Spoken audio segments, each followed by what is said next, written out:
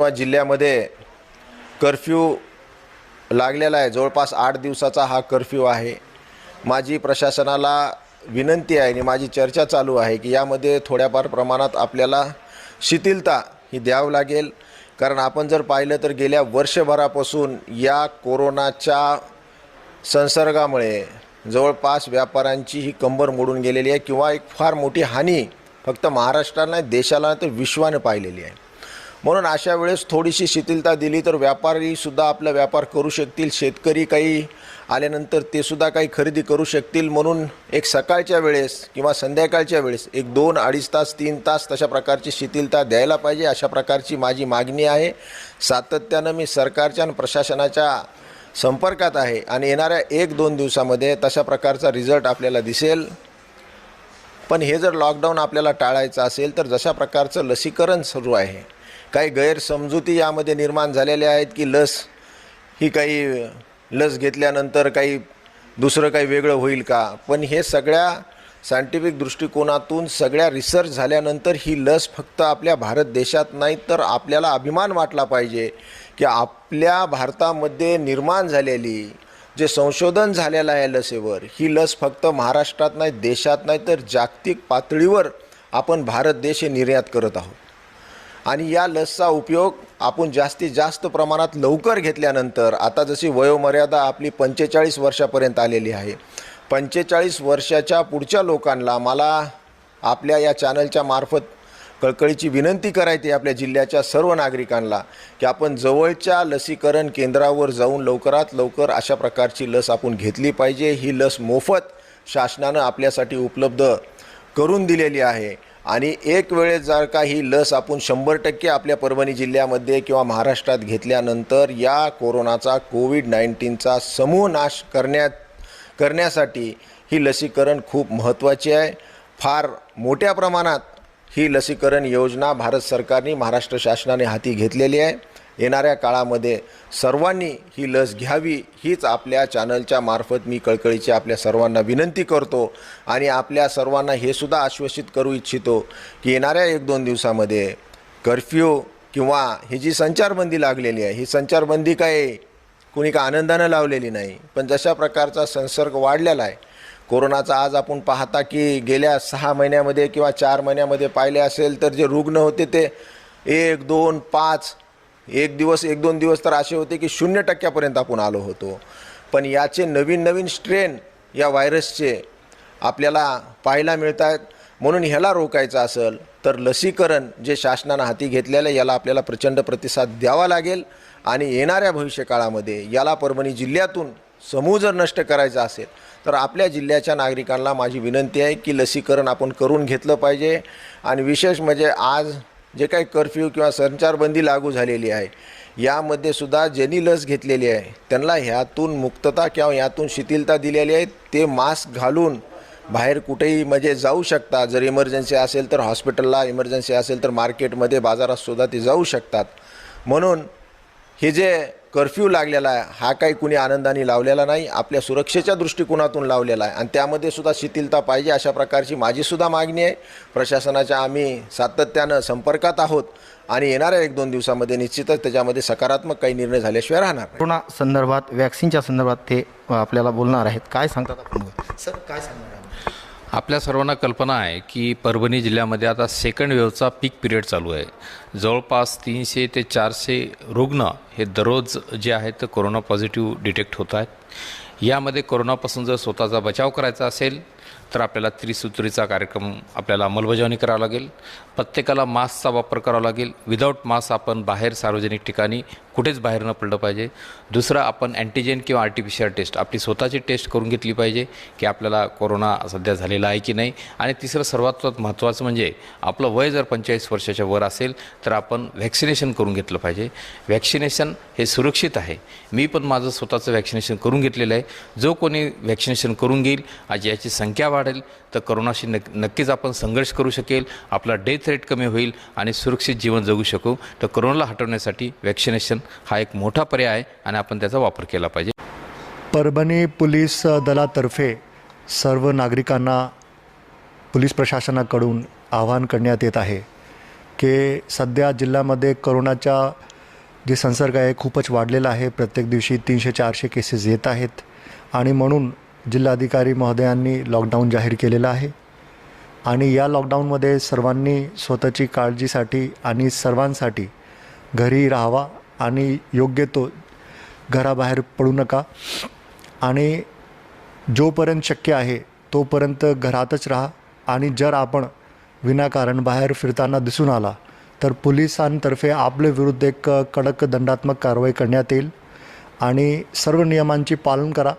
Mask वापरा, hand sanitiser, साबण वापरा आणि गर्दीचे ठिकाण टाळा आणि गर्दी करण्यास टाळा आणि सोशल डिस्टन्सिंगचं पालन करा. अशा पोलिसांतर्फे आम्ही आवाहन आपल्याला करत आहोत. अत्यावश्यक वस्तू किंवा अत्यावश्यक सेवासाठी आपण बाहेर येत आहे तर काही अडचण नाही, परंतु जर विनाकारण आपण गप्पे मारण्यासाठी किंवा अशाच मोकाट फिरण्यासाठी इथे बाहेर येत आहेत तर नक्कीच पोलिसांच्या द्वारा आपले विरुद्ध दंडात्मक कारवाई करण्याची तजवीज ठेवलेली आहे.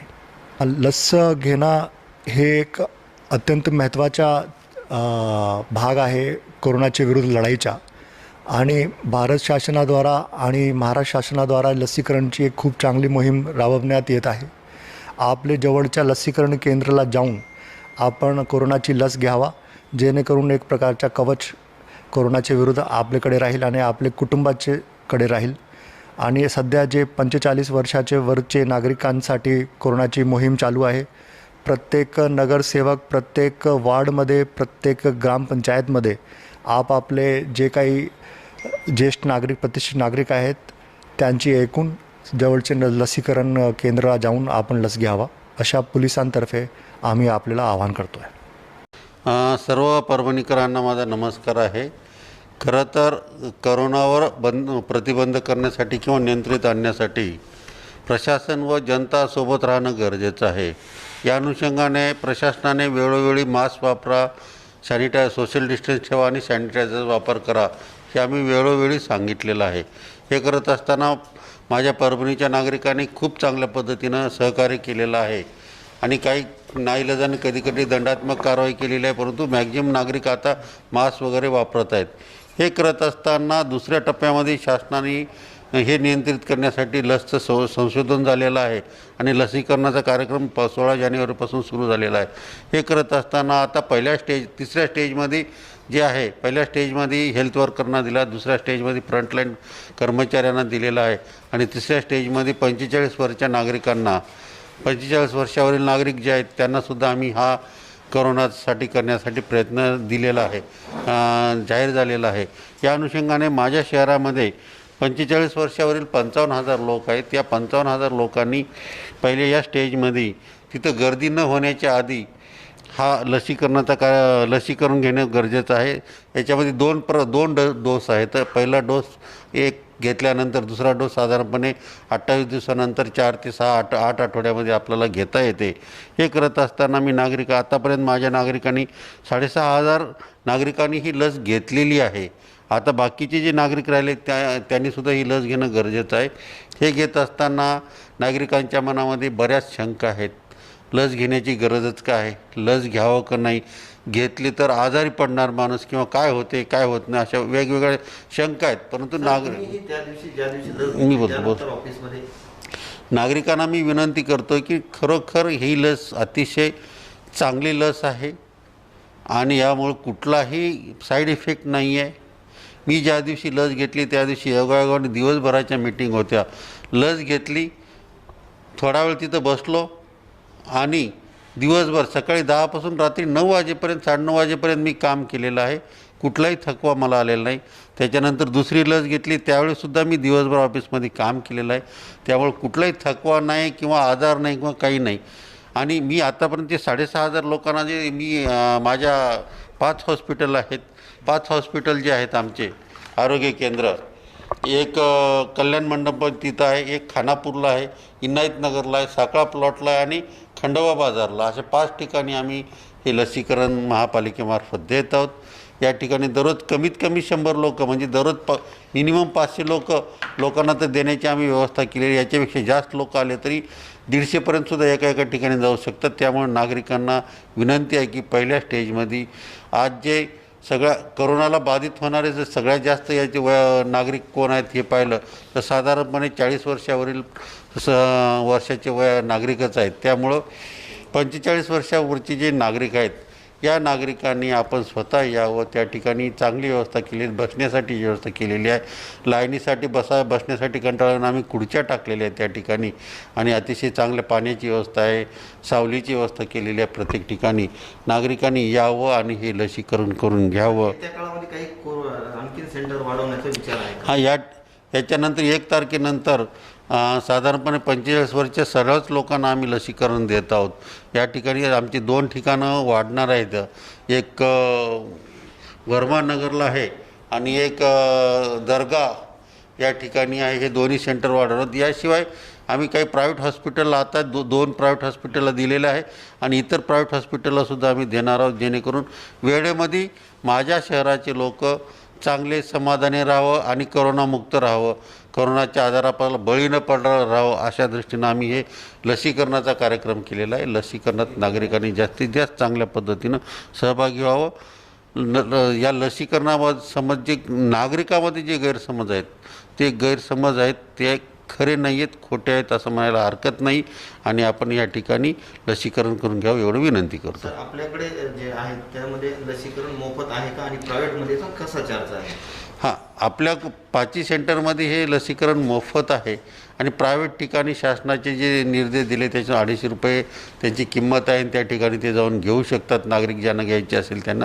परंतु माझे हे प्रायव्हेटचे घ्यायला काय हरकत नाही, ज्यांना घ्यायचं असेल त्यांना घ्यावं. परंतु प्रायव्हेट एवढेच सेफ आणि चांगले आणि सुरक्षित हे माझ्या महापालिकेच्या आरोग्य केंद्रामध्ये जे हॉस्पिटल आम्ही लसीकरण करत आहोत ते हे करतो. ॲक्च्युली मी तर लसीकरण करत असताना ते गप्पा मारत लसीकरण दिलं, ते मला कळलंसुद्धा नाही की खरंच माझं लसीकरण झालं का.